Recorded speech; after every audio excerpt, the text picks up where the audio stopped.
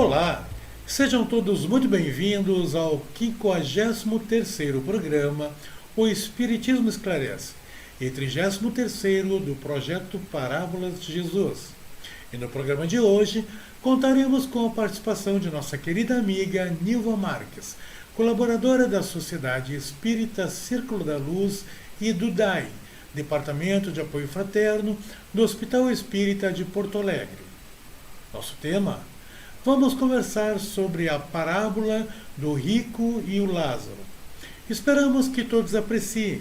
Então, fique conosco, pois voltamos em seguida.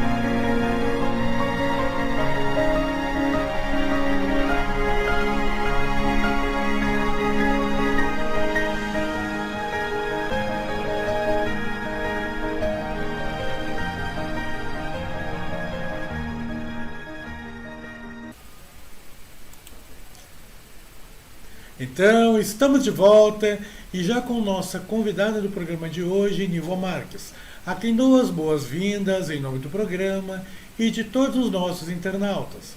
Portanto, seja muito bem-vinda de volta ao programa, querida amiga Nilva.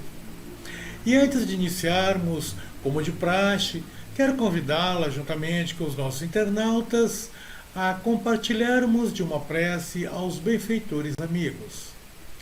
Assim, elevemos nosso pensamento a Deus, a Jesus e aos benfeitores da espiritualidade, incansáveis trabalhadores do Cristo, bem como o benfeitor espiritual deste programa, para que nos orientem e nos intuam a fim de que possamos ser instrumentos efetivamente úteis na realização dessa proposta a qual nos incumbimos, que é de discutir as excelsas parábolas de Jesus à luz da doutrina espírita.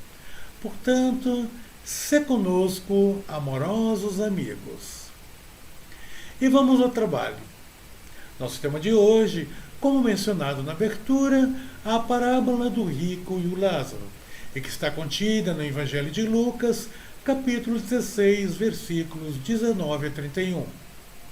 Temos a parábola narrada em um pequeno vídeo e vamos colocar em tela para que nossos internautas acompanhem conosco.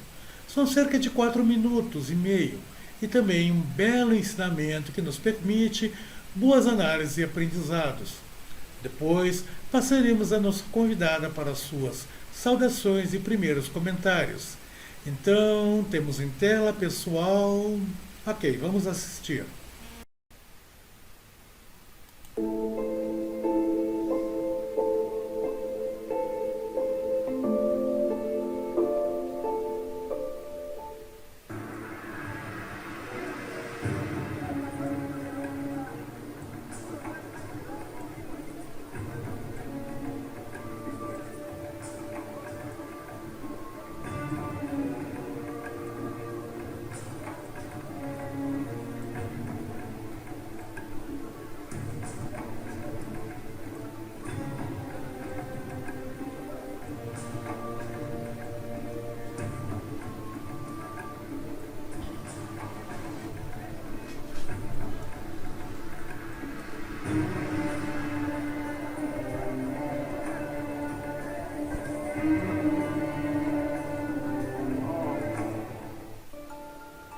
Havia um homem rico que vestia roupas muito caras e todos os dias dava uma grande festa.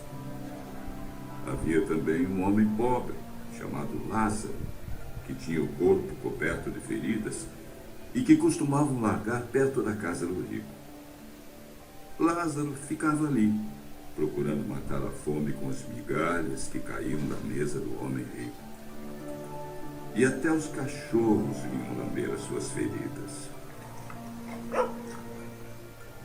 O pobre morreu e foi levado pelos anjos para junto de Abraão na festa do céu. O rico também morreu e foi sepultado.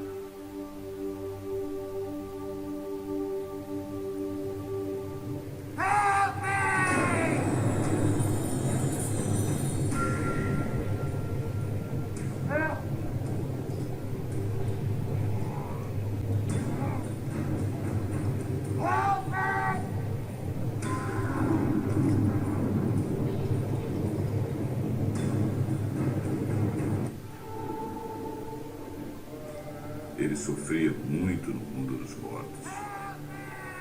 Quando olhou, viu lá longe Abraão e Lázaro ao lado dele. Então gritou: Pai Abraão, tenha pena de mim. Mande que Lázaro molhe o dedo na água e venha refrescar minha língua, porque estou sofrendo muito deste fogo. Mas Abraão respondeu: Meu filho, lembre que você recebeu na sua vida todas as coisas boas, porém Lázaro só recebeu o que era mal. E agora ele está feliz aqui, enquanto você está sofrendo. Além disso, há um grande abismo entre nós, de modo que os que querem atravessar daqui até vocês não podem, como também os daí não podem passar para cá.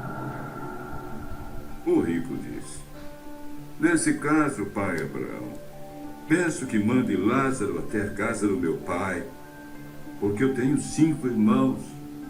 Deixe que ele vá e os avise, para que assim não venham para este lugar de sofrimento. Mas Abraão respondeu: Os seus irmãos têm a lei de Moisés e os livros dos profetas para os avisar, que eles os escutem. Só isso não basta, pai Abraão, respondeu o rico. Porém, se alguém ressuscitar e for falar com eles, aí sim, eles se arrependerão dos seus pecados.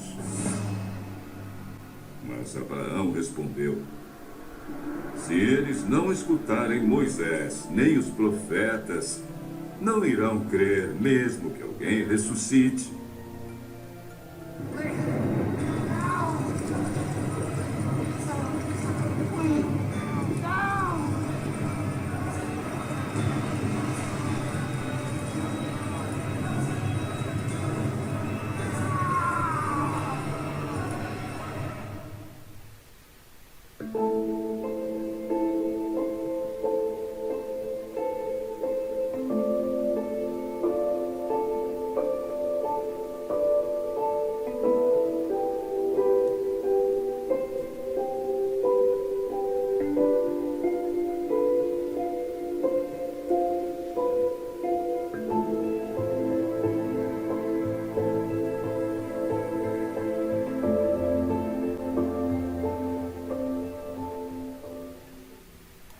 Bem, um excelente vídeo, como vimos, uma parábola maravilhosa e repleta de ensinamentos. E eu quero então passar a nossa convidada para seus cumprimentos e primeiras impressões, e já aproveitando para lhe questionar, qual a ideia principal dessa parábola? Como é que você vê, Nilva? Com você, por favor, fique à vontade. Boa noite, Edivelto. Boa noite aos internautas que nos acompanham todos os sábados com essa programação maravilhosa das parábolas, ensinos de Jesus, que possamos ter momentos de ensinamento, de esclarecimento, porque é disso que nós precisamos no nosso processo de evolução. Gostaria de mencionar que esta parábola ela está inserida no capítulo 16, o item 5, do Evangelho segundo o Espiritismo, que é como servir a Deus e a Mamon. E o que é Mamon? Na medida que nós formos falando sobre a parábola, novos ensinamentos vão surgindo. Então, ao dizer não se pode servir a Deus e a Mamon, Jesus quis dizer que não se pode servir a Deus, a riqueza e a ambição.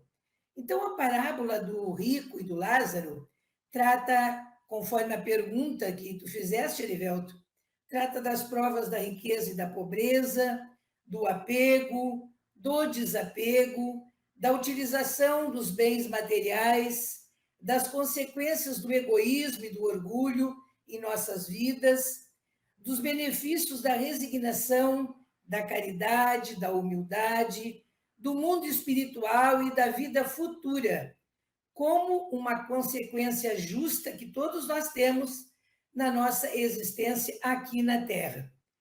Então, eu já gostaria ou perguntaria ao Arivelto que diferença teve esses dois personagens distintos, Rico e Lázaro, né? nessa parábola.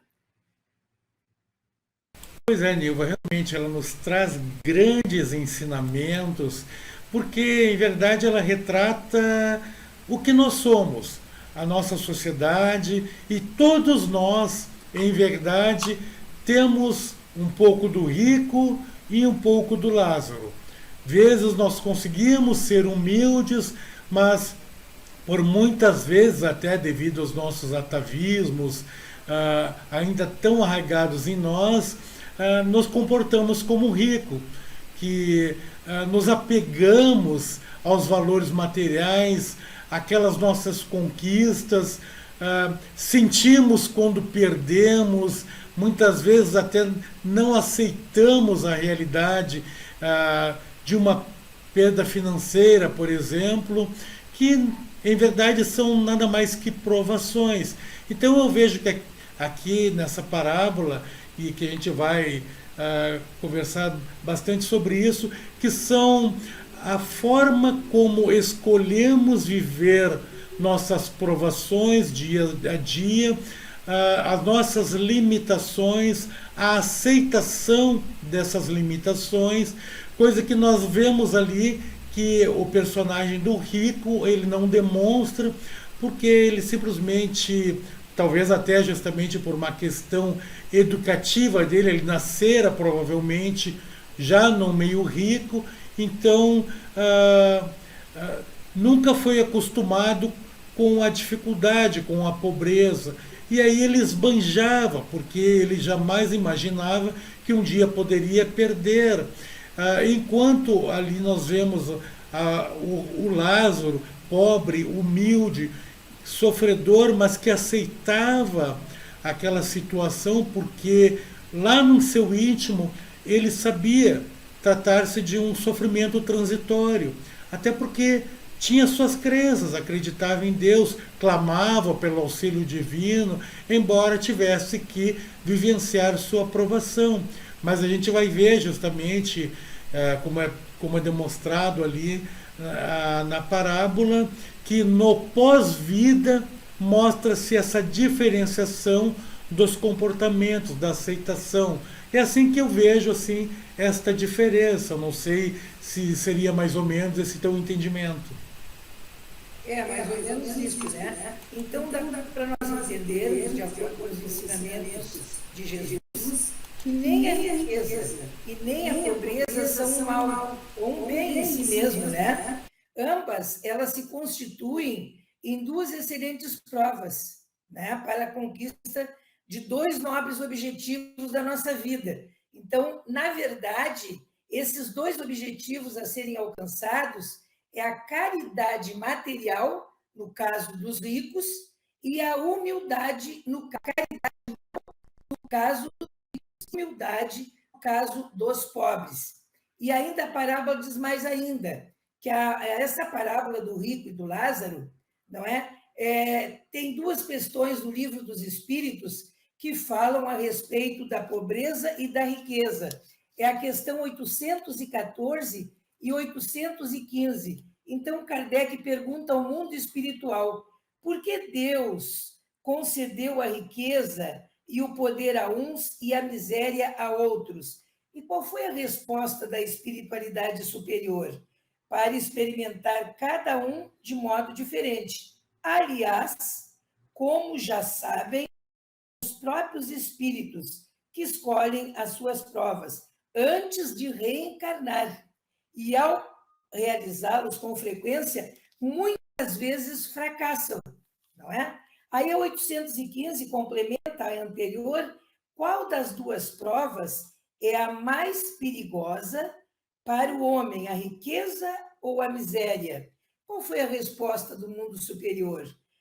Tanto a riqueza quanto a miséria são perigosas, ambas, então, né? A miséria provoca as queixas contra Deus e a riqueza estimula todos os excessos. Ou seja, eu tenho dinheiro, eu sou rico, eu posso pagar, comprar, não é, me presentear, usar bastante. Isso, porque, afinal de contas, é esse mundo que é o mundo mais importante para mim, né? Então, segundo Cairbar Schutel, no livro Parábolas, Ensinos de Jesus, é o nosso estudo que está baseado neste livro, ele diz que o ensino desta parábola é a proclamação da lei de caridade, ou seja, é uma declaração pública e solene da lei de caridade. E o rico e o pobre Lázaro personificam a humanidade. Foi como tu falaste, Edivelto. Nós temos um pouco de rico e um pouco de Lázaro. Então, sempre rebeldes, né? Uns aceitam os preceitos de Deus, preceitos de ensinamento, de luz, preceitos da verdade, enfim. E outros não querem saber de nada disso. Querem se apegar apenas às coisas, não é, da matéria. O rico gozou no mundo material e sofreu no espaço. E o Lázaro foi o inverso. Sofreu no mundo e gozou no espaço. Assim é que nós vivemos, ora no céu, ora na terra. Depende das nossas escolhas, né? Nós temos que ter cuidado com aquilo que nós escolhemos, porque nós vamos responder por isso. Então, este rico que se vestia de púrpura e que todos os dias se regalava, ou seja, se presenteava esplendidamente, eu tenho dinheiro, eu posso, eu tenho recursos, né? É o símbolo de quem? Daqueles que querem tratar da vida do corpo, da matéria, e se esquecem, então, não é? Da vida da alma, que é o mais importante, né, no nosso processo de evolução. São aqueles que buscam a felicidade no comer, no beber, no vestir, são aqueles que se entregam a todos os gozos da matéria, são aqueles egoístas que vivem unicamente para si, cuidam de si, o outro que faça por si, eu estou fazendo a minha vez. Os orgulhosos, né, que vivem paixões terrenas, vivem vaidades, a parte da soberba, não vem nada de espiritual a não ser a luxúria, não é? O excesso, como falou ali naquela questão que eu li, os excessos, né, muitas vezes, né, que matam os sentimentos afetivos e anulam os dotes do coração. E o rico, quem é? É a personificação daqueles que são escravos do reino do mundo, ou seja, do mundo material, que não vem mais do que o mundo material, ou seja, o paraíso perdido para eles, né? Ou seja, sem um conhecimento moral, sem uma evolução espiritual, não é, que prejudicam e que muitas vezes atiram-os aos infernos dos vícios, não é? A maldade, a coisas negativas, enfim. Então, o rico, que é falado nesta parábola, Arivelto, ele passou por toda a sua vida a se fartar, a ter coisas boas sempre, a desprezar os pobres, a desprezar a Deus, a não obedecer, enfim, a não praticar as leis divinas, a dar as costas para qualquer segmento religioso, a gozar e a folgar, não é? O Cairbar diz bem assim, e a folgar. E quando ele morreu, ele não pôde continuar a viver como ele vivia aqui no plano terreno, né? Vestindo-se de púrpura, comendo manjares, bebendo licores. Olha que vida, né? Porque no mundo dos espíritos nós sabemos que não há púrpuras, não há manjares, não há licores, não é? Ele já se havia fartado com os prazeres da terra e ele queria continuar fazendo a mesma coisa no plano espiritual. Ele não podia fartar-se, né, de tantas coisas que ele fartava-se aqui, né? Depois com os prazeres do céu, não podia. Os prazeres espirituais são outros, né? Porque não os havia buscado, nem havia adquirido o tesouro com que se conquistam as glórias celestes. O que aconteceu então? Ele ficou nu, sem dinheiro, sem crédito, para arranjar uma morada melhor, não é? E ele foi destinado ao Hades, não é? É outro nível de morada. E lá ele se achava contrariado, não era aquilo que ele queria, por lhe faltar as comodidades que ele tinha na terra. Deve ser horrível, né, Erivelto? Tu ter luxos, luxúria, enfim, boa alimentação, tudo farto, tudo bom, tudo maravilhoso, tudo em excesso, e chegar no plano espiritual e não encontrar nada disso? Como é que você achou esse rico lá? Pensa nisso. Para desmistificar um pouco, para que o nosso internauta possa entender, né? Não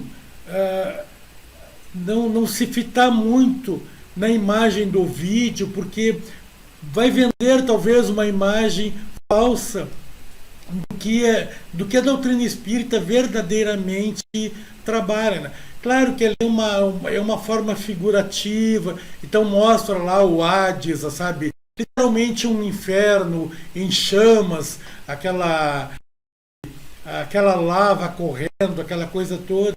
Então, a gente sabe que na descrição das obras espíritas não vamos ver aquele tipo de descrição ali. É mais uma maneira figurativa de mostrar a questão de dor e sofrimento. Verdadeiramente importante que o nosso internauta entenda, e aí por isso é importante a leitura, buscar nas obras espíritas como são o estado em que se encontram esses espíritos recém-desencarnados que viveram da soberba, da luxúria. Eles estarão ali dentro de um Hades com chamas, talvez se assim descreverem, serão as suas projeções mentais interiores. Mas é importante justamente ter essa compreensão. E outra que eu queria pontuar aqui também, que tu, de forma muito correta, fizeste alusão ali às questões 814, 815, que deixa claro essa questão das provas. Então, são provas que nós escolhemos, e tu pontuaste muito bem que os benfeitores respondem a Kardec que ambas são provas escolhidas por nós. Elas não são, nós não somos condenados a elas. Nós escolhemos deliberadamente para o nosso progresso moral. Talvez a gente pergunte assim, mas como é que você escolhe uma prova da riqueza, sabendo que poderá ter aquele fim? Justamente por isso. Porque eu escolho sabendo que eu vou ter que lutar contra meus atavismos, sabendo que tenho recursos, atirar a luxúria, aos gastos excessivos. Então eu tenho que resistir a esta tentação. E como você bem disse, por muitas vezes falhamos. Claro que acaba-se de uma maneira consensual, muitos dizendo assim, a prova é a da riqueza. Não concordo. Eu realmente concordo com a explicação, com a resposta dos benfeitores que dizem tanto uma quanto outra é difícil. Porque você viver... Se você viveu a encarnação na riqueza de uma forma comedida e correta, já por 2, 3, 4 encarnações, você tem a necessidade, de repente, da experimentação de relembrar, viver com a dificuldade, com a pobreza, talvez até com a fome. Então você escolhe, você pede aos benfeitores a oportunidade de reencarnar na plena miséria, tendo que lutar pelo seu alimento, tendo que muitas vezes ser enxotado quando vai pedir uma esmola, uma comida. Então, e aí poderá acontecer, porque bem sabemos que quando adentramos a cada encarnação, nós passamos por uma espécie de esquecimento, na verdade o bendito esquecimento, que é proposital, porque se nós não esquecêssemos, nós não agiríamos naturalmente. Os nossos atos seriam todos condicionados. Eu vou agir de tal maneira porque vai ser bom. Então não, eu tenho que agir naturalmente, tentar me melhorar com a consciência de que eu tenho que lutar contra as minhas tentações para poder crescer. E aí então, escolhendo a prova da pobreza, depois de ter vivido na prova da riqueza e vencido até nela, eu posso fraquejar e aí me voltar contra Deus. E posso dizer assim: poxa, por que me abandonaste, Deus? Estou eu aqui vivendo a miséria, o frio, a fome, no relento, você não estende a mão sequer para mim.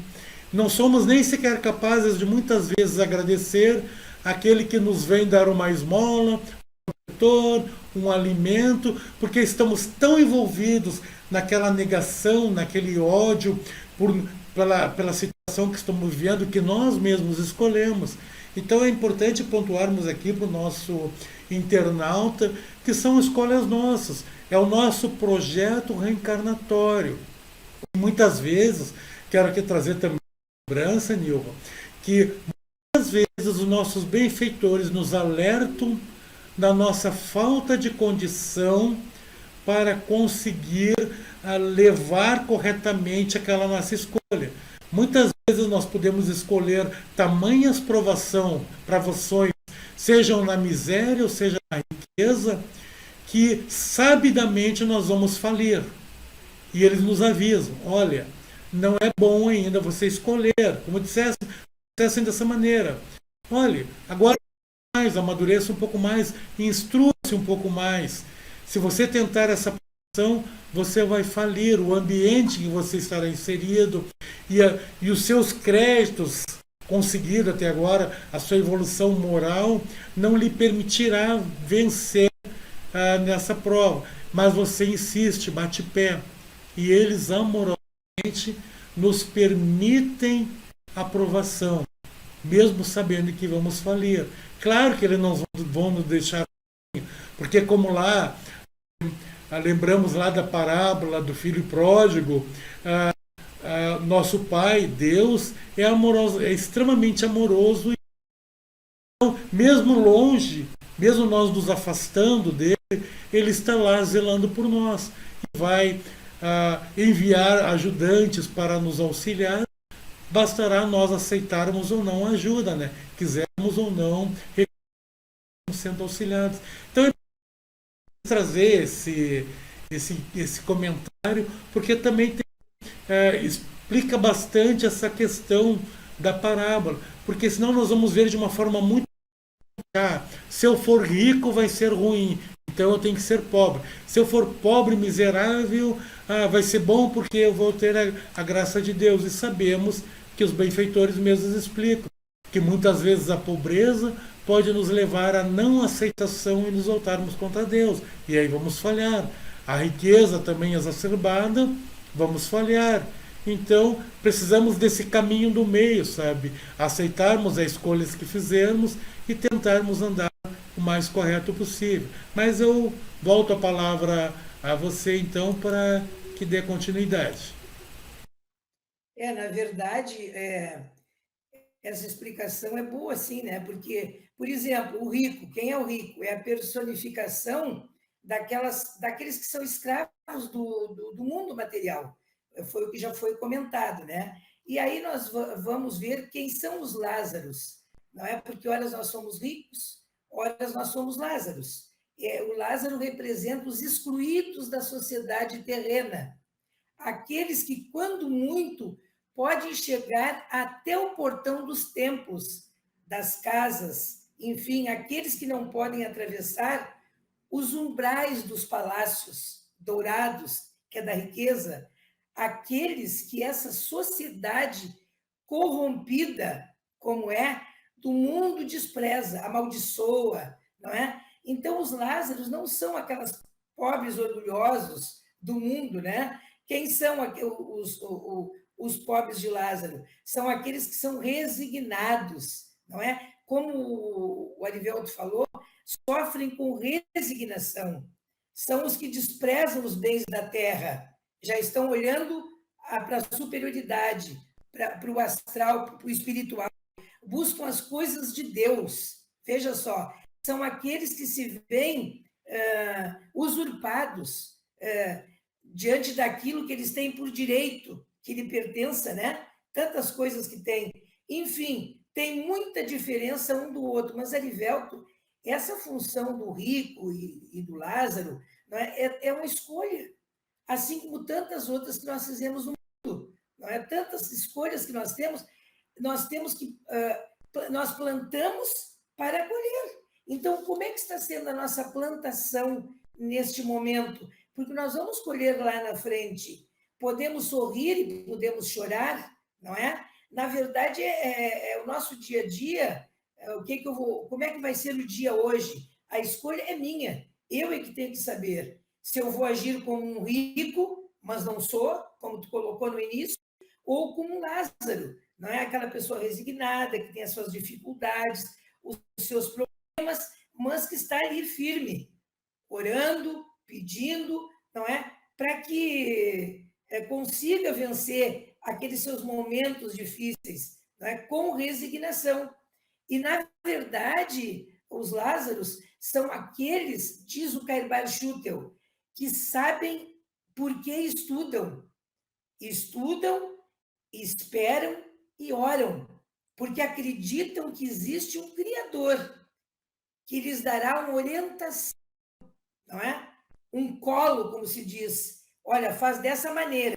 Tu falaste há pouco, não teima, tu não pode ir por aí. E também, Arivel, eu vejo que tudo isso, nessas escolhas, é de acordo com o nível que nós nos encontramos, nível espiritual, não é? Também tem isso, e às vezes nós teimamos, não é? Porque ainda estamos numa condição que não soubemos ainda entender além daquilo ali. E, continuando, prosseguindo nessa história do rico e do Lázaro, morreu o Lázaro, que era o mendigo. E ele, o que aconteceu com ele? Ele foi conduzido pelos anjos ao seio de Abraão. Olha que maravilha. Mas o rico também morreu. Mas o rico não foi para o seio de Abraão, ele foi para o Hades. Então, essas duas personalidades distintas, uma delas gozou da vida, né? E a outra sofreu. Uma delas, né, nada faltava para aquela pessoa, o rico, vamos dizer, e a outra, a quem tudo faltava, que é o Lázaro. E nessa passagem para o mundo espiritual, eles vão trocar de posição. Agora, as suas condições mudam, vão mudar de cenário. O mendigo vai para a abundância espiritual. E o rico é que passa a mendigar. Foi por isso que eu te perguntei, não é? Quando o rico chega nesse Hades, que ele não estava esperando isso, ele estava esperando uma situação melhor na vida dele, não é? Então, ora, ele estava na riqueza, na alegria, não é? E agora ele está na dor, no sofrimento, na tristeza, né? Então, Alírio Cerqueira Filho, no livro Psicoterapia à Luz do Evangelho de Jesus, ele fala um pouquinho a respeito dessa dor e sofrimento, e ele diz o seguinte: o objetivo da dor é convidar a pessoa a se reorganizar, como foi o caso de Lázaro, não é? Ou seja, o Lázaro teve a oportunidade, não é, de ter melhores condições. E aí o Alírio diz que a igualdade em face da dor é uma sublime providência de Deus, que quer que todos os seus filhos, instruídos para experiência comum, não pratiquem o mal, alegando ignorância de seus efeitos. Porque quando nós praticamos o mal, que acontece conosco? Baixa as vibrações e nós entramos numa esfera do desamor, não é? No momento que nós discutimos, brigamos, separamos, enfim, nós saímos daquela linha do amor. E quando aceitamos a presença da dor como uma corretora das nossas ações, o que acontece conosco? Nós transmutamos as causas existentes naquele momento e nos dirigimos novamente, voltamos ao caminho do amor. Com isso, o que acontece? Nós nos libertamos do sofrimento, não tem mais o sofrimento. Não, eu não sei o que tu tens, alguma coisa a respeito disso, Arivelto. É importante que tu disseste realmente que é a questão do auto-amor. O Alírio vai falar muito bem justamente sobre essa questão nas obras dele, né? O exercício do auto-amor. Quando nós aprendemos a nos amar, porque costumamos dizer assim, nós devemos amar o próximo como a nós mesmos. A própria Joana de Ângelos, ela inverte isso, né? Ame primeiro a si próprio, aprenda a se auto-amar. E aí, quando você aprende a se auto-amar, como um fenômeno de ressonância, você vai amar o outro, porque você aprendeu a aceitar as suas imperfeições, as suas falhas, a parar de se autocensurar no sentido punitivo. Nós erramos, sim, somos humanos e vamos errar. Só deixaremos de errar quando tornarmos espíritos puros. Nesse longo processo evolutivo, nós continuaremos errando, fazendo as escolhas erradas. Muitas vezes, dando vazão a um desejo infundado, a algo pernicioso, ou muitas vezes daremos vazão a um pensamento no sentido de protesto a Deus, como que se Deus fosse culpado pelas desordens de nossa vida. Então, são pequenos erros, mas nós devemos aprender justamente a reconhecer que faz parte do nosso processo. Mas claro que, a partir do momento de reconhecer, e aí o exercício do auto-amor, compreender que faz parte do meu processo, mas observar para cumprir, né? Aquela questão do vigiai e orai.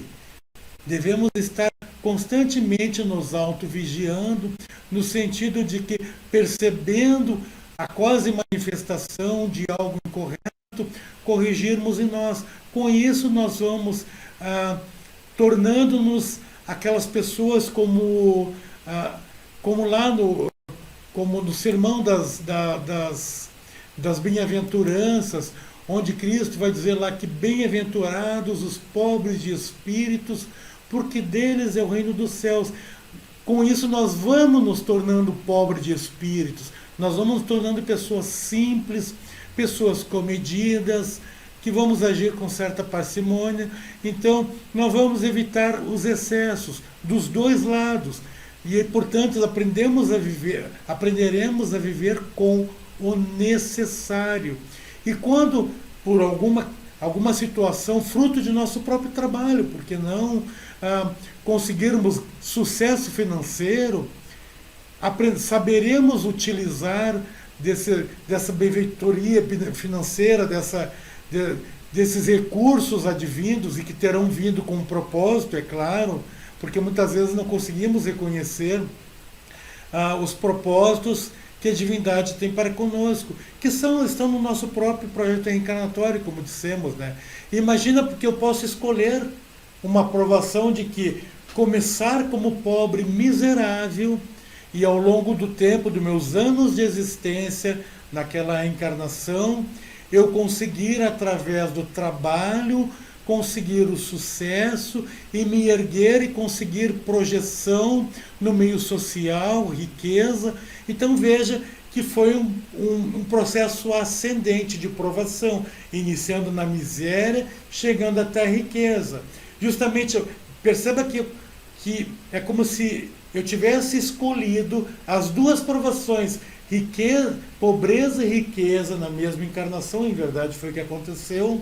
e vencer as duas etapas. Então, conseguir passar a fase da pobreza com aceitação, com humildade, assim adquirindo o equilíbrio, e quando então alcei a riqueza pelo fruto do meu trabalho correto, eu consigo administrar corretamente essa riqueza, e com muitas que a gente sabe por aí, que não aparecem na mídia, porque não fazem questão de se identificar, mantém instituições de caridade,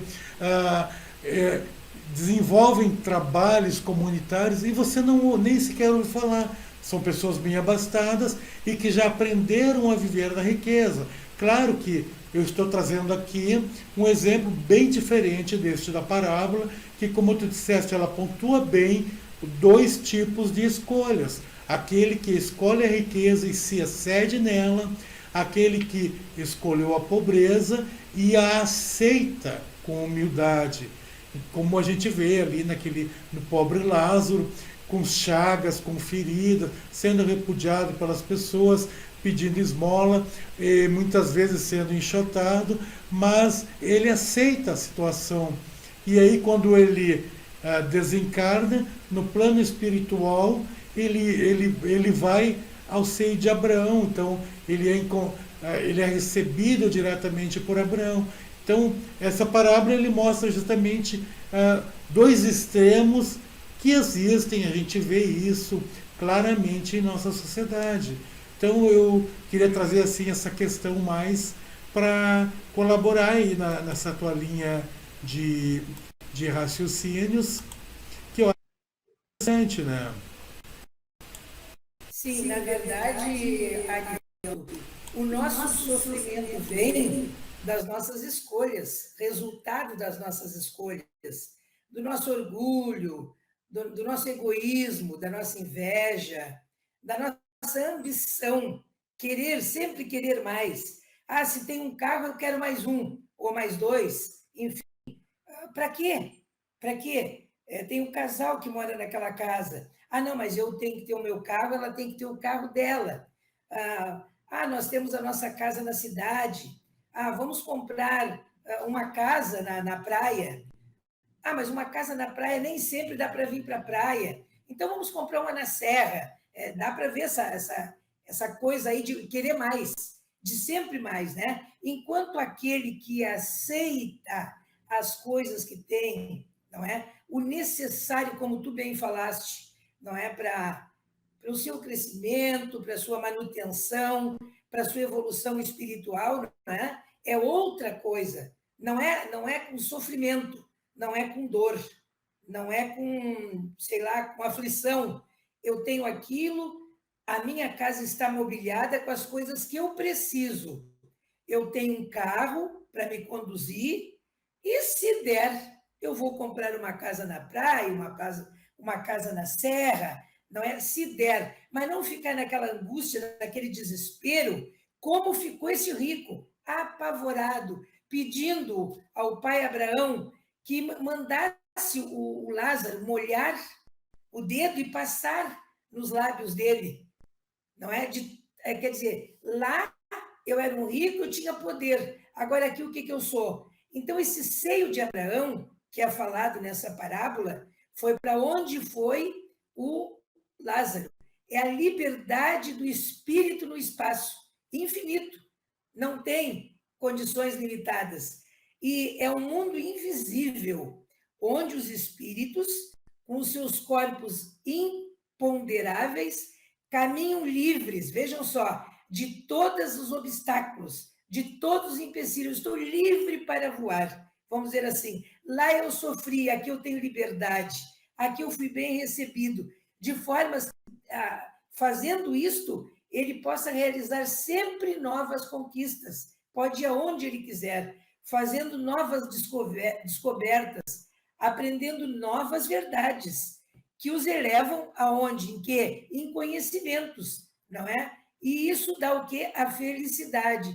Mas também, Arivelto, o seio de Abraão é o mundo da imortalidade. Porque nós somos seres imperfeitos, imortais, mas numa caminhada constante, buscando a luz, buscando a verdade, onde quanto mais nós produzimos, mais nós vamos aprender.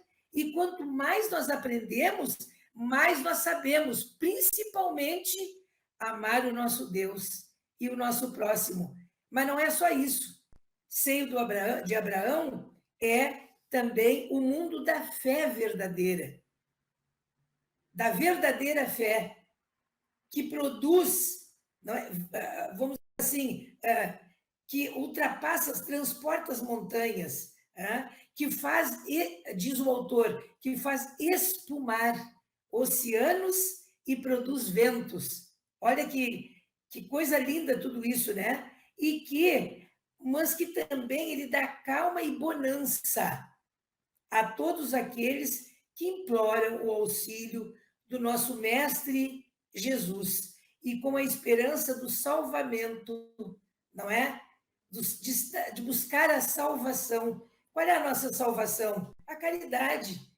E a caridade é uma via de mão única, não é? Olha só, eles ouvem as doces palavras do humilde de Nazaré. Olha que lindo, né? E é verdade.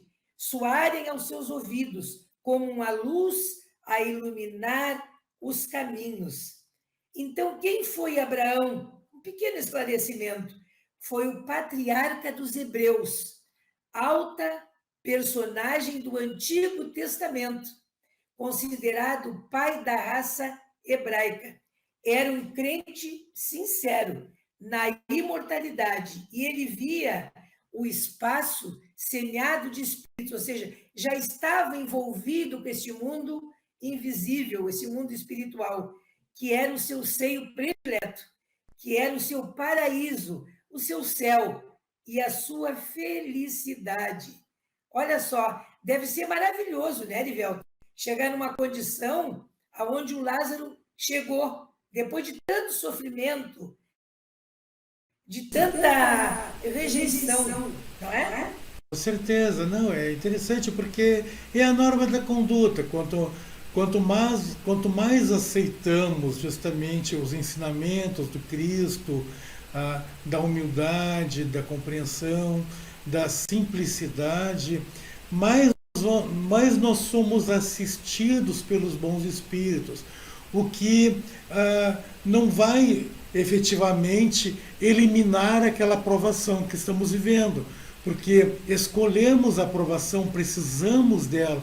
Lázaro precisou percorrer toda aquela aprovação até o final da sua existência. A dor e o sofrimento lhe foi necessária para o seu e o merecimento que o fez ter aquela acolhida no plano espiritual. Então, é sempre assim, quando nós vencemos as nossas provações, somos exitosos porque aceitamos a provação, rogamos pela assistência dos benfeitores, quando chegamos no plano espiritual, nós somos acolhidos. Vamos ver isso em diversas obras espíritas, essa questão do acolhimento. Como se dá quando desencarnamos, normalmente somos recebidos, até vem nos buscar muitas vezes, a gente vai ver isso na literatura, né? Parentes, ou a mãezinha querida, ou o pai, ou o irmão, aqueles parentes que já retornaram ao pátria espiritual, vem como se em festa justamente nos buscar porque conseguimos vencer aquela etapa. E muitas vezes somos até buscados pelo nosso próprio benfeitor espiritual, ou então por personalidades, como nós vamos ver assim em diversas personalidades da doutrina espírita, que foram recebidos por seus benfeitores, estavam ali no momento do desencarne, estavam sendo recebidos, como quem diz, você venceu, vem comigo agora, que vamos alçar agora os planos que mereces realmente andar. Então, nessa questão do Lázaro é justamente isso que se dá ali, né? E com relação ao rico, o que ele vê é nada mais do que o meio que ele Eu que, claro, muitas vezes amplificado, muito mais vezes, se ele escolheu, enquanto rico, viver naquela luxúria, viver um desregramento, obviamente que ele não vai desencarnar no meio de anjos maravilhosos, festejando a retornada dele na pátria espiritual. Seguramente ele vai se ver naquele antro que talvez ele frequentasse, porém acrescidos de outros espíritos, de mais baixa vibração que ele sequer fazia ideia que o circundavam, que muitas vezes obsediavam a querer mais e mais ter posses.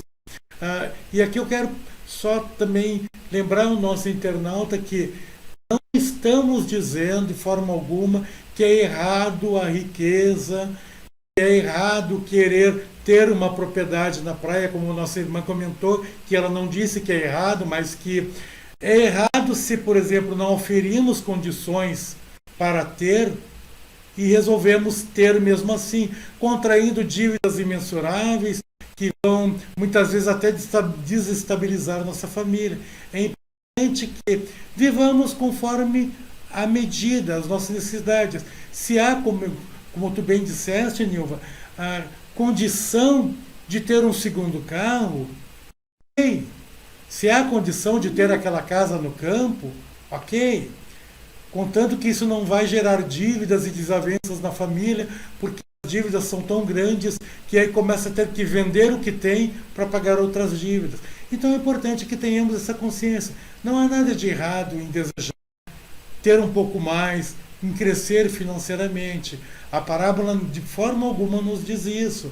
A parábola só nos diz, fala da questão comportamento, de escolhas morais que fazemos, de olhar de que aquela riqueza que temos geralmente foi uma aprovação e também vem com um objetivo. A riqueza tem o propósito de amparar o mais necessitado. Então, se eu ofiro condições financeiras que me dão a possibilidade de viver no conforto, ora, por que eu não posso pegar um pouco desse meu excedente e auxiliar aqueles que necessitam? Como eu já comentei anteriormente ali, né? Auxiliar alguma casa de caridade mensalmente, com ranchinhos, com agasalhos, por que não? Então, isso não vai me deixar mais pobre se eu tiver essas condições. Então é importante que a gente tenha bem esses limites definidos.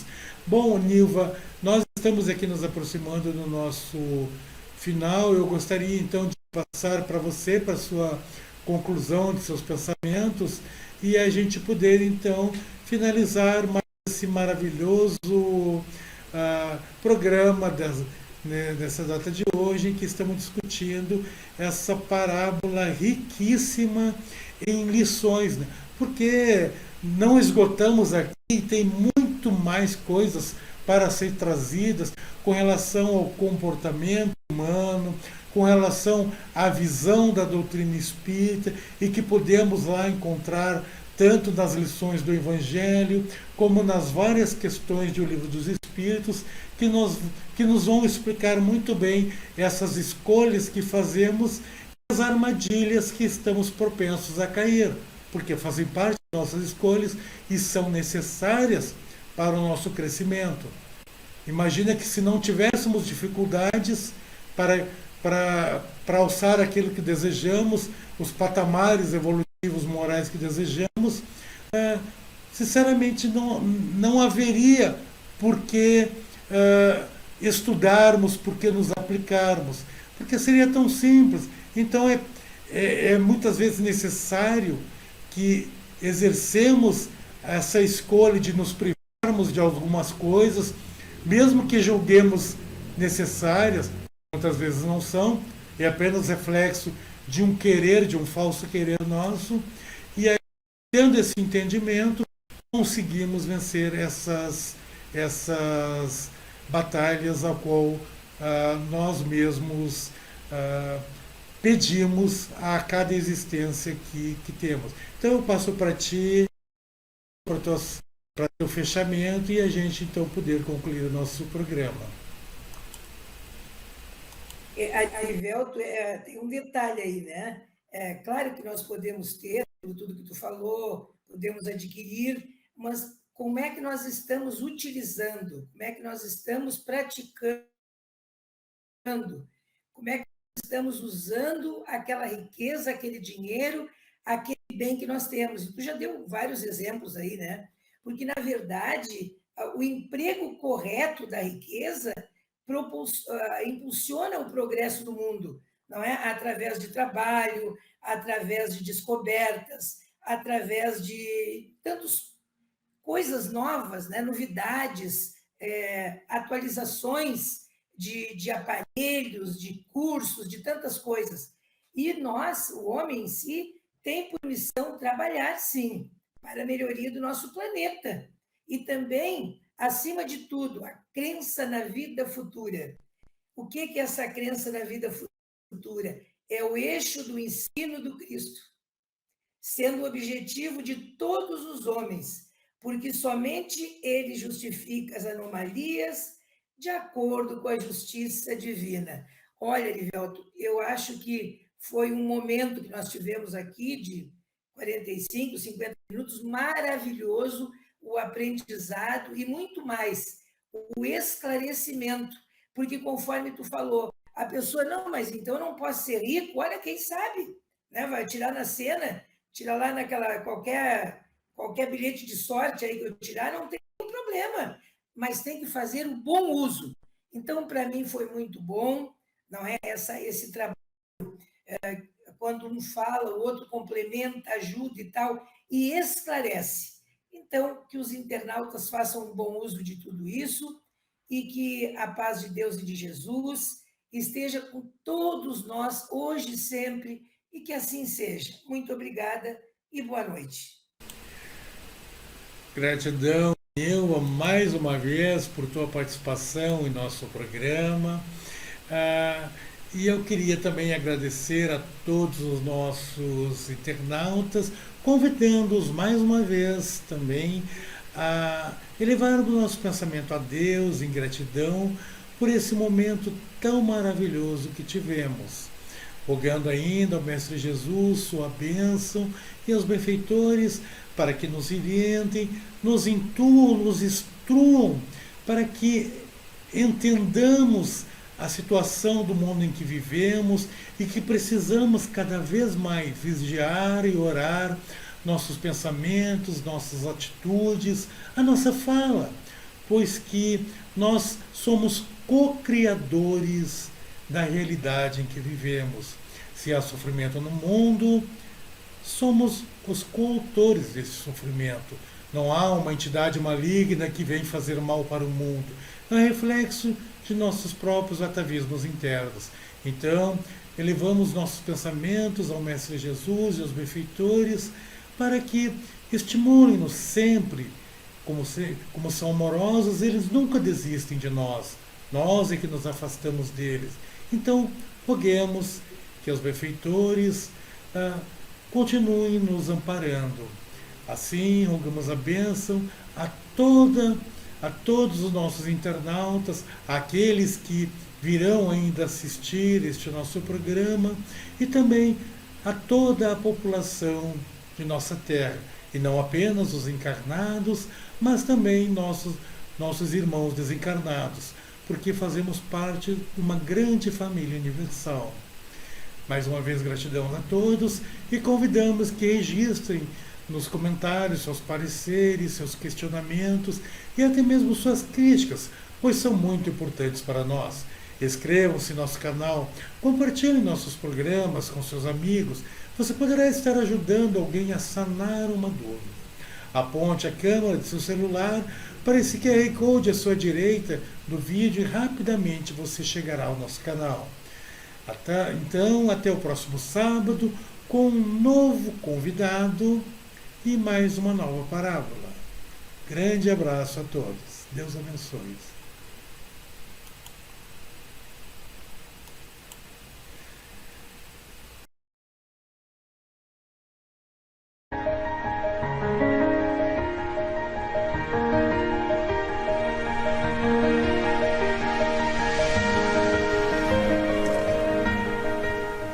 Numerosas transformações são aguardadas e o Espiritismo esclarece os corações, renovando a personalidade espiritual das criaturas para o futuro que se aproxima.